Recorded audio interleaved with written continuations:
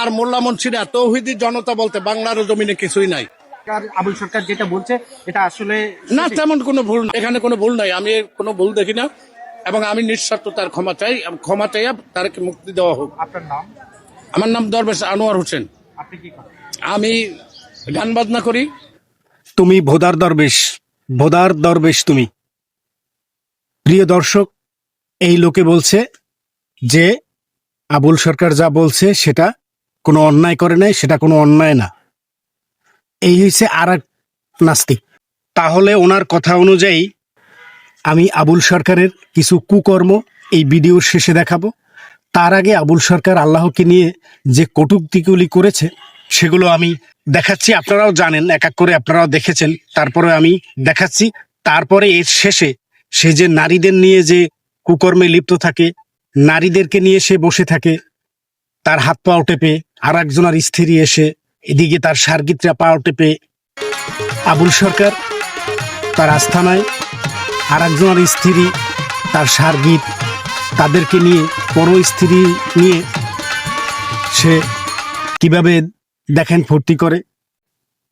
বাউলরা বলছে ওরা নাকি 20 লক্ষ বাউল রাস্তায় নামলে বাংলাদেশ একেবারে অন্ধকার করিয়ে ফেলাইবে, বাংলাদেশ উড়িয়ে ফেলাইবে। বাংলাদেশে শতকরা 85 জন লোক তরিকাপন্থী, তারা যদি একবার মাঠে নেমে আসে, সুবিবাদ যদি মাঠে নেমে আসে, দেশের পরিস্থিতি কি হবে এ নিয়ে উপর মহলে আমি জিজ্ঞাসাবাদ করতে চাই। আপনারা কি কোন্দল চান? সুবিবাদ একত্র হয়ে গেলে এই দেশে আর চলার লোক থাকবে না। আমরাও 20 কোটি তৌহিদি জনতা আছি, তোমরা নেমে আসো, রেডি হয়ে আসছো। এই তৌহিদি জনতা তোমাদের সামনে দাঁড়াবে।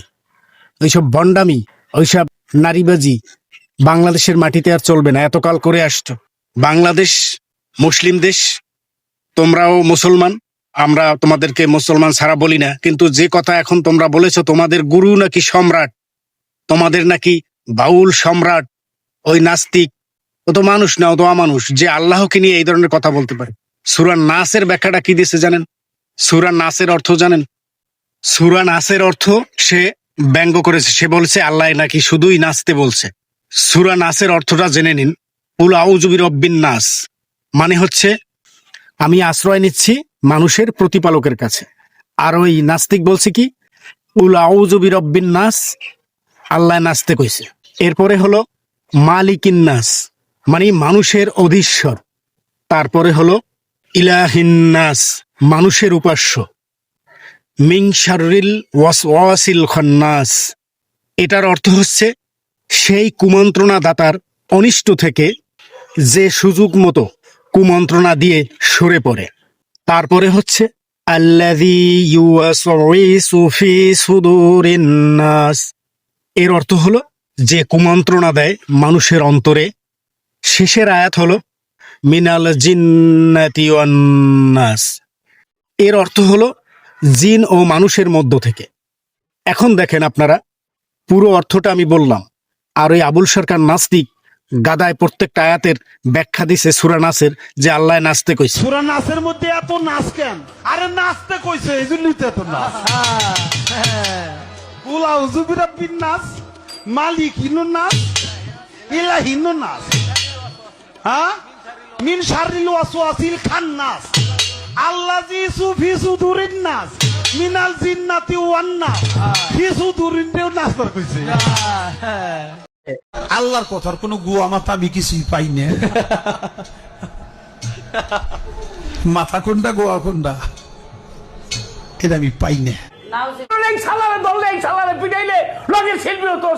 ওর তো ইমান নাই, ওর যারা সমর্থন করে তারাও ইমানহীন হয়ে গেছে, যারা ওর মুক্তি চায় তারাও, তাদেরও ইমান ঠিক নেই। সুরমার চাইতে অতি উত্তম দরবারের পবিত্র ধুলা, পীরের বাড়ির দরবার শরীফ ভক্তের জন্য কাবা কিবলা। পীরকে দেখা হজের সোয়াব, দরবারে করিলে পাওয়া সাথে সাথে মিলবে জবাব, তোর দিল করিবে উজালা। পীরের বাড়ি দরবার শরীফ ভক্তের জন্য কাবা কিবলা। এর পায়ে দিলে সুমা, এর পায়ে দিলে সুমা, ভক্তের মাপ হয়ে যায় জীবনের সকল গুনাহ। হজরে আসওয়াদ পাথর তোমার পীরের পায়ের আঙ্গুল। যে আসওয়াদ পাথর সেটা তো মক্কা মদিনায়, সেই পাথর আবার পীরের পায়ের। তা বলছি ভাই, নাস্তিকের পক্ষে আল্লাহ আল্লাহর রাসূলকে নিয়ে যারা কটূক্তি করে ওই সকল নাস্তিকদের পক্ষ থেকে দূরে থাকুন। বিচার চান, ওর কঠিন শাস্তি হোক, আর কঠিন শাস্তি বাংলার মাটিতে হবেই ইনশাল্লাহ। যারা এরকম একজনে অন্যায় করলে তার পক্ষে তাকে বাঁচানোর জন্য দৌড়ে পড়েন, নেমে পড়েন মাঠে, আগে জেনে বুঝে তারপরে কাজ করবেন, নিজের ঈমান আমল ঠিক রেখে তারপরে সমর্থন করবেন। তার সার্গিদা তার পা টেপে, এবং সে তাকে আবার কিছু লোক তাকে সেজদা করে, মাথা নত করে তার কাছে। সে কি মুসলমান? তো নাস্তিক। যারা ওর পক্ষে কথা বলেন, ওকে সমর্থন করেন, তারাও অপরাধী, তারাও নাস্তিকের খাতায় তাদের নাম উঠে যাবে। অন্যায়ের পক্ষে যারা কথা বলে আল্লাহ পাক তাদেরকে ওই অন্যায়ের খাতায় রাখে।